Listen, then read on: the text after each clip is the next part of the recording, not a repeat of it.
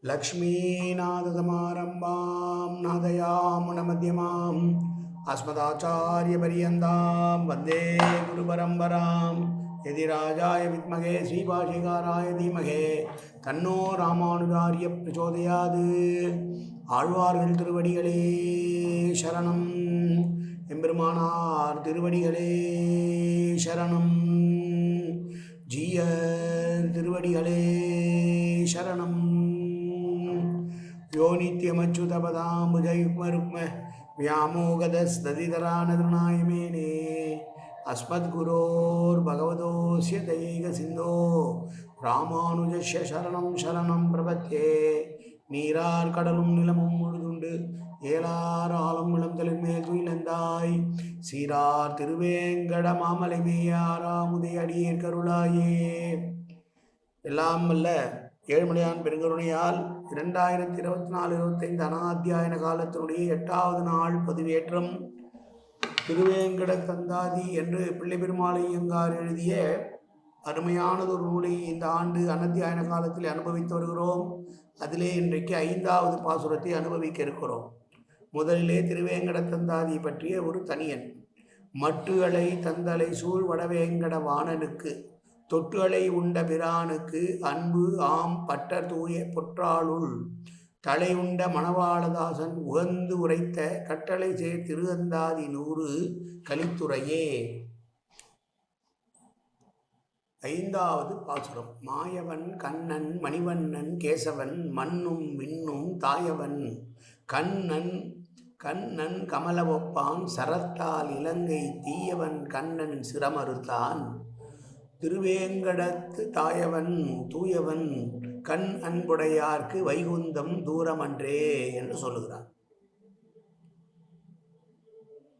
துவாதச நாமங்கள் என்று சொல்லுவார்கள். அச்சுதா, அனந்தா, கோவிந்தா, கேசவா, நாராயணா, மாதவா, கோவிந்தா, விஷ்ணு, மதுசூதனா, திரிவிக்ரமா, வாமனா, ஸ்ரீதரா, ரிஷிகேசா, பத்மநாபா, தாமோதரா என்று. அதிலே மாயவன் என்றால் மாய சேஷ்டதங்களை செய்யக்கூடியவன், மாயாவியாக இந்த உலகத்தை மாயையால் ஆட்டுவிக்கக்கூடியவன்.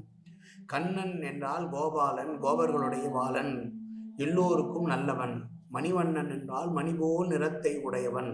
கேசவன் என்றால் கேசி என்கிற அசுரனை கொன்றதனால் கேசி என்று பெயர் பெற்றவன். கேசி என்ற அசுரனை கொன்றதனால் கேசவனானவன். மண்ணும் முன்னும் ஒரு காலத்திலே அளந்ததனால் அவனே நமக்கு தாயவன், ஆனால் தூயவன். கண்ணன் கமலமொப்பான் என்றால் அவனுடைய கண்ணானது தாமரை போல, நல்ல தாமரை மலர் போல இருக்கும். புண்டரீகாட்சம். அப்படிப்பட்ட கண்ணன் தான் ராமனாக அவதரித்து இலங்கையினுடைய அரசனான ராவணாதிகளையும் அவருடைய கூட்டத்தாருடைய தலைகளையெல்லாம் தன்னுடைய சரத்தால் அறுத்தவன். அவனே இங்கே திருவேங்கட மலையிலே இருக்கிறான், நமக்கு தாயாக தந்தையாக இருக்கிறான்.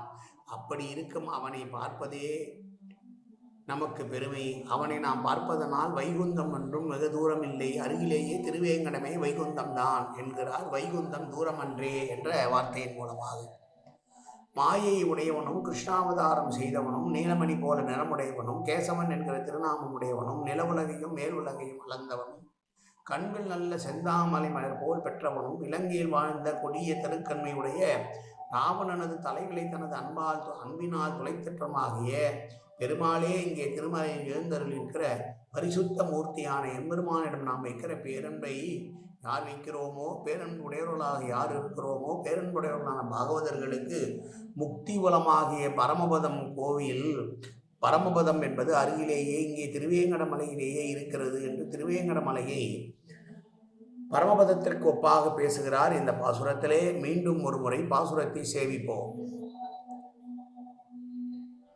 மாயவன் கண்ணன் மணிவண்ணன் கேசவன் மண்ணும் விண்ணும் தாயவன் கண்ணன் கமலமொப்பான் சரத்தால் இலங்கை தீயவன் கண்ணன் சிரமறுத்தான் திருவேங்கடத்து தூயவன் கண் அன்புடையாருக்கு வைகுந்தம் தூரமன்றே.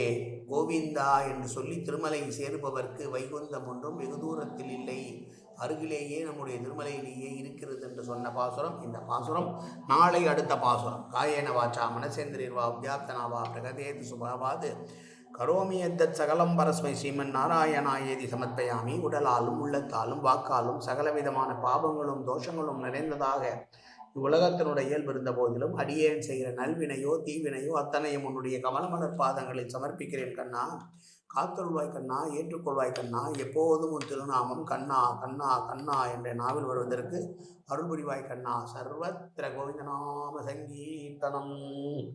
கோவிந்தா கோவிந்தா கோவிந்தா கோவிந்தா கோவிந்தா கோவிந்தா கோவிந்தா கோவிந்தா கோவிந்தா.